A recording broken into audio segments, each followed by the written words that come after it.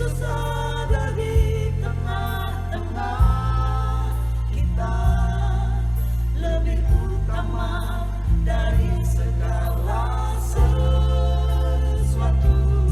Berada di jalan buntu. Berfirmanlah Tuhan kepada Musa, "Mengapakah engkau berseru-seru demikian kepadaku? Katakanlah kepada orang Israel supaya mereka berangkat."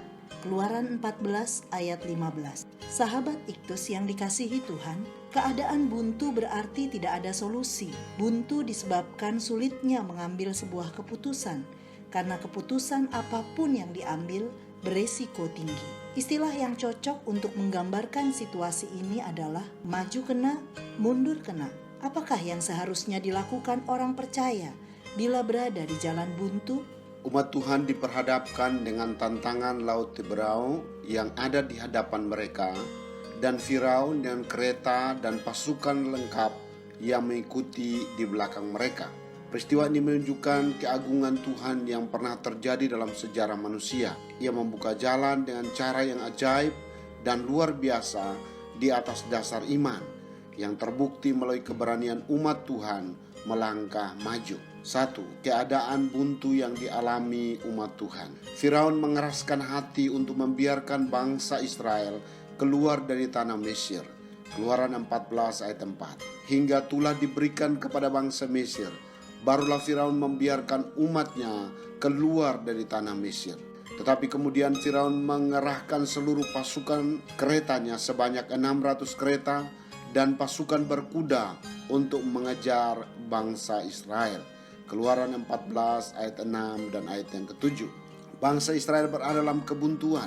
Di belakang Firaun dan segala pasukannya, sedangkan di depan mereka ada Laut Teberau. Mereka mulai mengomel, menyalahkan Tuhan dan Musa hamba Tuhan. Mereka berkata, "Janganlah mengganggu kami." Artinya mereka lebih senang diperbudak di Mesir daripada harus mati di padang gurun. Sikap tidak mempercayai Tuhan dan menentang hamba Tuhan yang memimpin mereka adalah dosa. 2. Sikap yang diinginkan Tuhan ketika umat Tuhan berada dalam keadaan buntu. Sebenarnya ada 2 kemungkinan yang dapat dilakukan. Pertama, menyerah dengan konsekuensi tetap menjadi budak. Kedua, berperang, karena orang Israel pun memiliki pasukan berjumlah 603.000 orang dan pasukan cadangan yaitu wanita Ibrani yang kuat. Tetapi Tuhan tidak mengizinkan kedua cara ini. Di ayat 15 Tuhan berbicara keras kepada Musa agar jangan hanya berseru-seru saja. Dalam arti berdoa terus, tetapi melangkahlah. Istilah supaya mereka berangkat berarti go forward, yaitu maju saja atau maju terus, bergerak. Jangan terpana dengan masalah. Pada waktu yang tepat ketika bangsa Israel melangkah, maka terbelahlah Laut Teberau. 3. Tindakan Tuhan ketika umat Tuhan berada dalam keadaan buntu. Tuhan membuka semua kebuntuan jalan bagi umatnya. Malaikat Tuhan bergerak berpindah dari depan mereka ke belakang mereka. Ayat 19. Demikian juga tiang awan berada di antara mereka dan bangsa Mesir. Ayat 20. Tuhan menolong pada waktu yang tepat untuk menguakkan air laut dengan perantaraan angin timur yang keras, sehingga membuat laut itu menjadi tanah kering dan air laut menjadi tembok bagi mereka. Ayat 21 dan 22. Tuhan juga mengacaukan bangsa Mesir yang berkeras hati untuk mengejar bangsa Israel dengan cara membuat roda kereta mereka berjalan miring dan maju dengan berat. Ayat 23 sampai 25. Semua tindakan Tuhan ini menunjukkan bahwa Tuhan berkuasa melakukan apa saja untuk menolong umatnya. 4. Tujuan Tuhan mengizinkan umatnya berada dalam keadaan buntu. Tujuan Tuhan mengizinkan keadaan buntu yaitu kemuliaan Tuhan dinyatakan. Keluaran 14 ayat 4, 17 dan 18. Bagi bangsa Mesir, melalui hukuman Tuhan yaitu kebinasaan, mereka mengakui bahwa Allah ada di pihak Israel.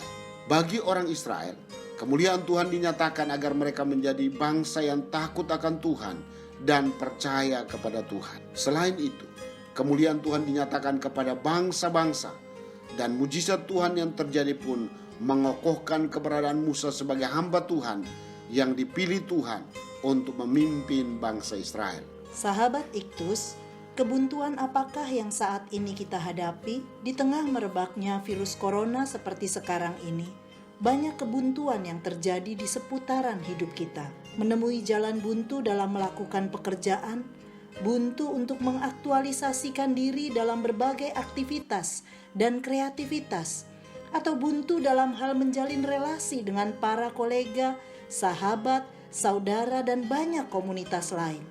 Maju kena, mundur kena, menjadi putus asa dan marah kepada Tuhan. Tuhan tidak menginginkan saya menghabiskan waktu berfokus kepada apa yang ada di belakang saya. Dia pun tidak menginginkan saya menyerah dengan keadaan ini. Tetapi Tuhan mau saya maju terus, melangkah untuk berbuat sesuatu dengan semangat baru dan inovasi baru. Tentunya dengan tetap menjaga untuk menaati semua kebijakan pemerintah dalam situasi ini.